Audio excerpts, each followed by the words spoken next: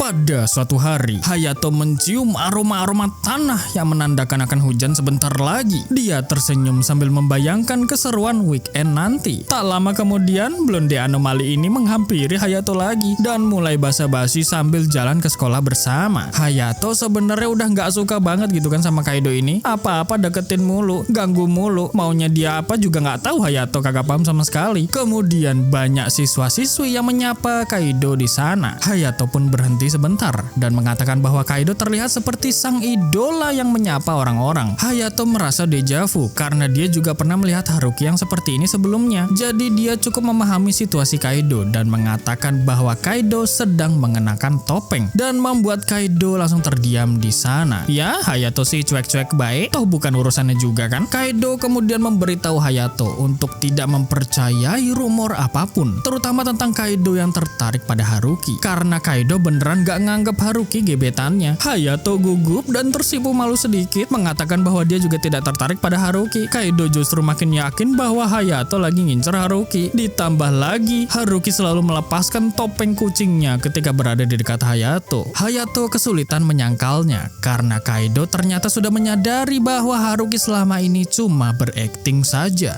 特大の化け猫の皮を剥がしておいて。なるほどね。 Setelah sampai di kelas, Hayato memperhatikan Haruki yang lebih ceria dari biasanya. Dia pun menggoda Haruki tipis-tipis. Cie, ada yang lagi seneng-seneng nih. Udah kayak bocah SD yang lagi karya wisata. Ih, apa sih? Nggak gitu tahu. Ah, yang bener. Haruki melihat ada Emma yang lagi ngobrol-ngobrol sama Mori dan ingin meminta waktu Emma dan dua teman ceweknya sebentar, yaitu Surumi dan Shiranami, untuk membicarakan sesuatu di luar kelas. Hayato mandangin Haruki terus tuh dengan penuh perhatian dan Mori duduk di sebelahnya ngeledekin. Ya, dia udah ada yang punya ya, sang pacar direbut deh. Dia bukan pacar gua, bukan urusan gua juga anjir. Gua lagi ngomongin Emma loh, pacar gua direbut waktunya sama nih Kaido. Kena jebakan deh Hayato. Mana udah tersipu malu duluan pula di sana. Wits, muka lu jangan mesem gitu bro. Maaf ya, maaf, kata Mori. Mori menjelaskan bahwa Emma curhat tentang dia yang akhirnya berhasil lebih dekat sama Haruki. Emma sudah lama ingin berteman dengannya, tapi masalahnya adalah Haruki yang dulu tidak pernah membiarkan siapapun untuk mendekatinya. Dibilang penyendiri bukan, tapi mau dideketin juga sulit. Tapi sekarang Haruki sudah bisa lebih mudah untuk didekati. Hal ini membuat Emma merasa sangat senang. Mori berharap Emma bisa berteman seterusnya dengan Haruki karena Mori ingin pacarnya bahagia. Hayato tiba-tiba counter attack ledekannya Mori tadi. Ada yang kesepian nih. Pacar kesayangan sudah direbut waktunya sama nih Kaido. Kita berdua yang kesepian bro. Tuh mereka mau jalan-jalan nongki habis pulang sekolah. Gimana kalau kita nongki berdua juga? Hayato meminta maaf karena tidak bisa menerima tawaran dari Mori hari ini. Mungkin lain waktu. Setelah pulang sekolah, Haruki dengan penuh semangat mengajak Emma nongki-nongki dan dia juga memberikan senyuman cantik dan kedipan menggoda kepada Hayato. Kemudian Hayato mendapat telepon dari ayahnya yang menyuruhnya untuk mengantarkan paket ke rumah sakit. Paket tersebut untuk latihan rehabilitasi ibunya Hayato dan dikirim ke rumah Hayato langsung. Hayato kemudian pergi ke rumah sakit dan ketika masuk ke ruang rekreasi atau ruang gariatari, dia terkejut melihat ibunya yang sedang bersama Mitake dan kakeknya. Ibunya Hayato lagi menata rambut Mitake dan dia membuat kepang mahkota yang imut untuk Mitake.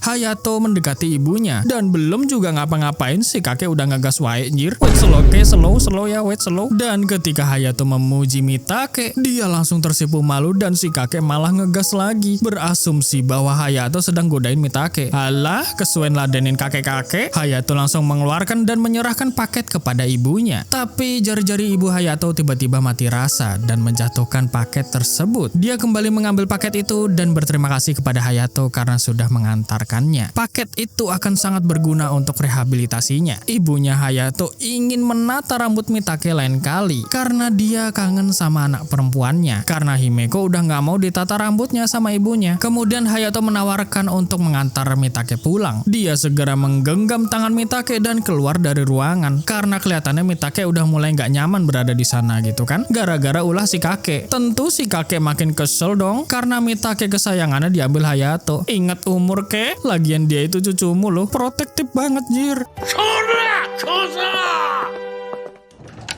Ketika mereka sampai di lift, Hayato baru ingat kalau dia masih megang tangan Mitake. Dia pun meminta maaf. Itu anak orang kau buat jadi kesemsem gitu anjir. Hayato tidak menyangka bahwa penampilan cewek bisa berubah drastis meski cuma menata rambut saja. Menurut Hayato, Mitake terlihat jauh lebih cantik dan imut sekarang. Mitake mengatakan bahwa dia terkejut setelah mengetahui bahwa ibu Hayato lah yang selama ini Hayato kunjungi di rumah sakit. Karena itu, Mitake juga menyadari bahwa ini adalah alasan Hayato melakukan semua pekerjaan rumah. Mitake yakin bahwa Hayato pasti sedang melalui masa-masa yang sulit. Mengetahui hal itu, dia bersikeras ingin membantu Hayato apapun yang dia butuhkan. Setelah mereka sampai di pintu keluar rumah sakit, Hayato mengatakan bahwa dia akan menghubungi Mitake kalau lagi butuh bantuan nanti. Mitake pun merasa lega dan dia mengatakan bahwa dirinya pintar mengerjakan pekerjaan rumah dan gilirannya untuk membantu Hayato kali ini. Ini bisa menjadi ucapan terima kasih atas semua bantuan yang telah diberikan Hayato selama berkebun. Ketika Mitake tersenyum kepadanya, Hayato tiba-tiba teringat pada Himeko yang sedang syok dan menangis di rumah lama mereka. Dia merasa mual dan gak enak badan ketika mengingat tentang ibunya yang tergeletak di lantai dengan kondisi semua tubuh mati rasa. Mitake khawatir melihat wajah Hayato yang sangat pucat, tapi Hayato menenangkan Mitake karena dia baik-baik saja.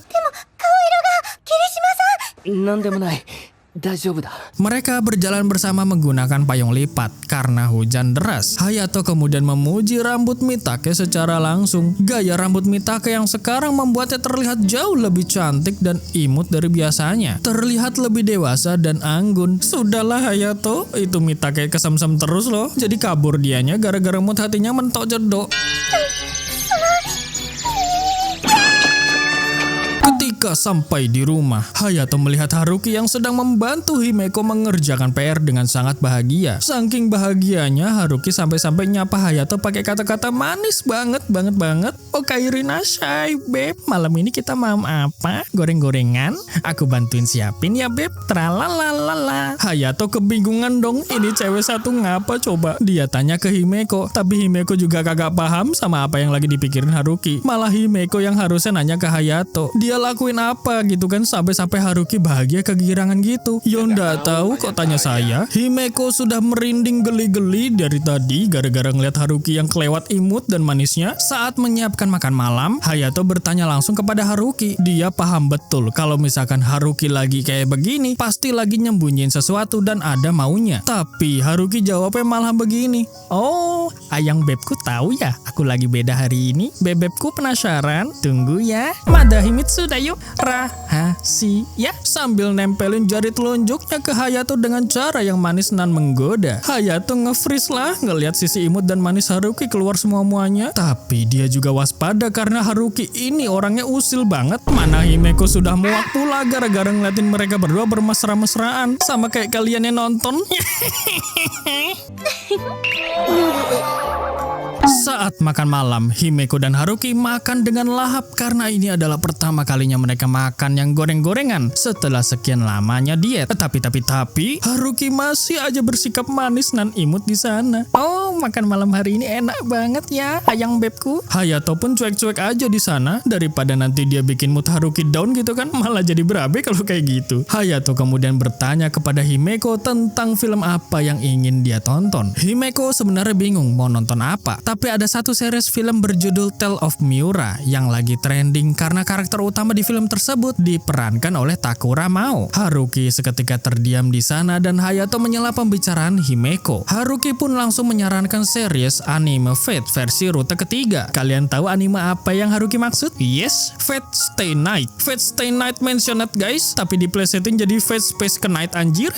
Haruki yang wibu ini langsung menceritakan panjang lebar tentang anime itu karena merupakan mahakarya meja UFO yang masterpiece. Dia bilang filmnya versi yang ketiga. Nah, berarti heroin rutenya Sakura guys di Heaven Fields yang ada 3 part itu loh. Nah, si Haruki juga bilang kalau dia paling suka sama rute kedua. Di animenya kagak disebutin karena itu lisensi ya kan. Tapi aku sudah paham maksudnya Haruki, yaitu Unlimited Blade Works. Yang heroinnya itu si Tosakarin guys. Servannya Archer Emiya masa depan dan MC-nya Emiya masa lalu yang idealis banget. BTW aku pernah bahas ini dulu ya. Playlistnya aku taruh di deskripsi video guys. Tapi ya itu video jadul jir. Suaranya juga masih jelek gara-gara pakai mic clip on harga 20.000 jir. Kesampingkan hal itu ya.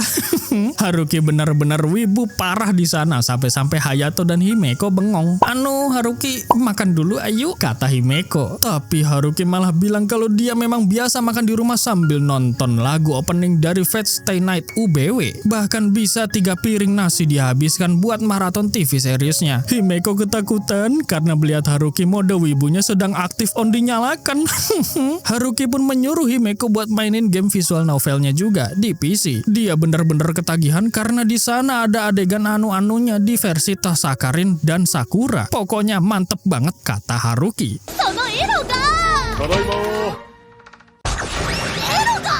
Nah lo kegap sama bapak mertua ya kan pas lagi bahas anu-anu. Wah GPL ya, gak pakai lama Haruki kembali ke mode acting sempurnanya di sekolah di depan calon mertua untuk memperkenalkan dirinya.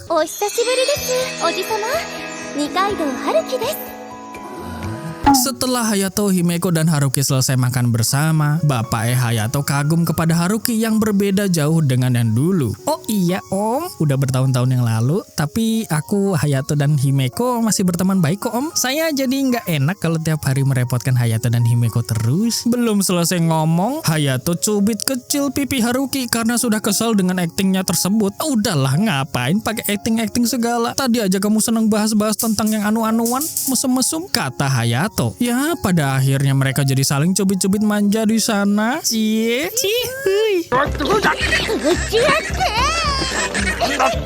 Melihat mereka membuat Bapak Hayato merasa lega karena mereka tetap dekat seperti dulu. Dan sepertinya lebih dekat yang sekarang kalau dilihat-lihat. Hayato kemudian akan membereskan dapur terlebih dahulu dan menyiapkan makan malam untuk bapaknya. Sedangkan Himeko mau istirahat di kamarnya. Jelas Haruki makin gugup ya kan? Karena ditinggal berdua sama calon mertua. Haruki sebenarnya khawatir tentang masa lalunya karena Bapak Hayato pasti sudah tahu tentang kondisi keluarganya sejak lama. Haruki berpikir bahwa dirinya pasti dipandang kurang baik oleh Bapak Hayato. Tapi tiba-tiba Bapak Hayato berterima kasih kepada Haruki. Hayato bisa tersenyum lepas sekarang berkat dia. Dan sudah lama Bapak Hayato tidak melihatnya seperti ini. Tak lama kemudian Hayato datang menyajikan makan malam kepada bapaknya. Dan beliau berterima kasih karena Hayato sudah mengantarkan paket ke ibu Hayato di rumah sakit. Haruki pun terkejut setelah mendengar itu karena dia sama sekali tidak pernah mendapatkan cerita itu dari Hayato. Hayato langsung mengganti topik karena dia tidak ingin Haruki mendengarkan situasi keluarga yang saat ini sedang Hayato alami. Bapak Hayato yang memperhatikan mereka tersenyum-senyum karena dia akhirnya mengerti bahwa Haruki adalah sosok gadis spesial di hati Hayato. Karena itu, Hayato sengaja nggak menceritakan tentang situasi keluarganya agar Haruki tidak khawatir atau kasihan kepada Hayato dan membiarkan Haruki tetap fokus menjalani kehidupannya.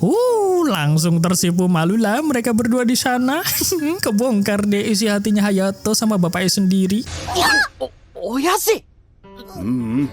Hayato langsung mengganti topik lagi dan akan mengantarkan pulang Haruki sekarang karena sudah agak larut malam. Bapak Hayato cuma senyum-senyum aja melihat mereka berdua salting dan mengizinkan Haruki untuk main ke sana kapanpun yang dia mau. Halah kesuwen, Hayato langsung pegang tangan Haruki biar bapaknya kagak ngerocos mulu. Tapi ketika mereka berdua mau ke depan pintu rumah, Bapak Hayato berniat ingin memberikan kunci cadangan rumah kepada Haruki biar nanti tinggal masuk-masuk aja gitu kan tanpa perlu nunggu-nunggu Hayato. Mereka berdua makin kesem-sem bareng dan sudah seperti pasutri ya. Lampu hijau sudah dinyalakan komandan, restu mertua sudah didapatkan. Oyashi! Mereka pun diam-diaman sambil jalan bersama ke rumah Haruki. Haruki membuka obrolan. Apa kamu gak mau tanya apa-apa tentang kondisi keluargaku? Hayato mengakui bahwa dia memang tidak tahu apapun tentang Haruki. Bahkan setelah bertahun-tahun lamanya mereka sebagai sahabat raket. Apa yang terjadi padanya hingga membuatnya kesepian dan bahkan tidak ada seorang pun di rumahnya. Hayato tidak mengetahui itu semua. Tapi dia justru lebih fokus untuk menghabiskan waktu bersama Haruki. Karena karena dia sangat menikmati kesenangan tersebut. Begitu pula dengan Haruki. Haruki sangat bahagia karena bisa bertemu dengan Hayato dan menghabiskan waktu bersamanya. Haruki pun menggenggam tangan Hayato, tersenyum dengan cantiknya dan membalas ungkapan hati Hayato sebelumnya. Bagiku, kamu memang cowok spesial di hatiku kok. Wuhu. Mereka berdua pun sama-sama tersipu malu lagi dan pegangan tangan terus ya sampai rumah. Anime apaan sih ini? そうか。やっぱり、隼人は特別だから。